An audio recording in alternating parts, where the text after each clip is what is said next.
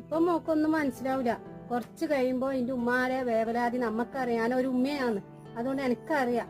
എന്നാ ഇങ്ങനെ വന്നാല് ആ ഉമ്മാക്ക് എത്ര വേജാറാവുന്ന മോക്കറിയില്ലല്ലോ.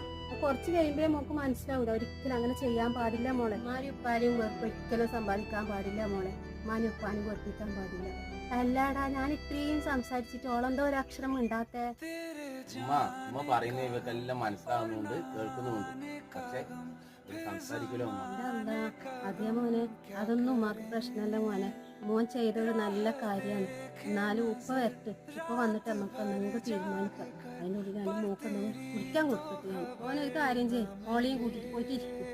ഞാൻ കുടിക്കാൻ എടുത്തിട്ട് വരാം. അതിന്റെ ആൾക്ക് ഉപ്പാനെ ഒന്ന് വിളിച്ചോക്കട്ടെ. നമുക്ക് അവിടെ ഇരിക്കാലോ. എന്നാണ് മോനെ മോള് പറയുന്നത്? എനിക്കൊന്നും മനസ്സിലായിട്ടില്ല മോളെ. എന്നാണ് മോനെ പറയുന്നത്?